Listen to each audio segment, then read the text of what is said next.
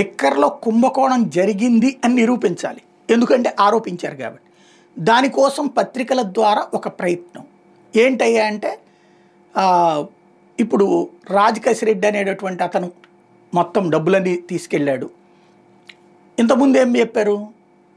ఇట్లాగ రాజకేశిరెడ్డి ఇట్లాంటి వాళ్ళు కలెక్ట్ చేసి మిథున్ రెడ్డికి ఇస్తే మిథున్ రెడ్డి ఆ డబ్బులు తీసుకెళ్ళి విదేశాలకు పంపించి హవాలా ద్వారా ఆ డబ్బులు జగన్ ఖాతాల్లో జమేశాడన్నారు. ఇప్పుడు సీన్ మారిపోయింది. ఆయనే ఆ డబ్బులు అట్టి పెట్టుకుని లేదా అందులో మిగిలించుకుని కొంత దాని ద్వారా సినిమాలు కూడా తీశాడు. ఈ సినిమాలు ఎట్లాంటిది అంటే స్పై అని నిఖిల్ సిద్ధార్థ్ హీరోగా తీసినటువంటి సినిమా, వివిధ భాషల్లో తీసిన సినిమాకి ఈ డబ్బులే పెట్టుబడి పెట్టారు. అందుకే ఈ డబ్బులే పెట్టుబడి పెట్టారని ఎవరు చెప్పారు? అంటే పత్రికలు రాసిని ఒప్పేసుకోవాలి. ఇంతకీ నిఖిల్ సిద్ధార్థ్ వీర తెలుగుదేశం అభిమాని. ఇంకోటి, జగన్ సినిమా రంగానికి పెట్టుబడి పెడతాడా? సినిమా రంగం వాళ్ళకి జగన్ మీద తీవ్రమైనటువంటి కోపం ఏంటి? వాళ్ళకి ఇబ్బంది పెట్టాడని. అసలు సినిమా రంగానికి జగన్ పెట్టుబడి పెడతాడా? నెంబర్ 1. లేదు రాజకేశిరెడ్డి పెట్టుబడి పెడతాడా? అప్పుడు జగన్ మనిషి అయినప్పుడు బ్లాక్ మనీ అయితే కనుక.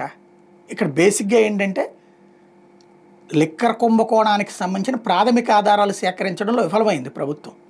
ఉంది, జరిగింది అని చెప్పేశారు కాబట్టి నమ్మించాలి. పత్రికల ద్వారా బట్ట కాల్చి మీదేసేటటువంటి వ్యవహారం నడుస్తూ ఉంటుంది. తర్వాతన ఎవరో ఒకళ్ళని ఏదో ఒక కాన్సెప్ట్ మీదన పట్టుకెళ్ళేటటువంటి ప్రయత్నం చేస్తున్నారు. ఇప్పుడు ఇక వీళ్ళకున్న ఏకైక ఆప్షన్ విజయసాయిరెడ్డి చెప్పేటటువంటి ఇష్యూ. దాని మీద కొన్ని రోజులు వార్తలు నడుస్తాయి, కానీ ఆధారాలు ఎక్కడి నుంచి వస్తాయి?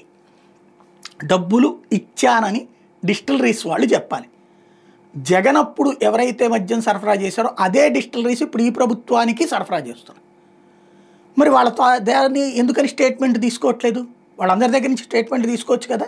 ఇట్లా మేము ఎంత ఇచ్చాం, ఇట్లా బై క్యాష్ ఇచ్చాం అన్నటువంటిది లేదు. ఆ డిస్టిలరీస్ని ఎవరెవరో తీసుకున్నారు, ఎవరెవరి పేరునో తీసుకున్నారు.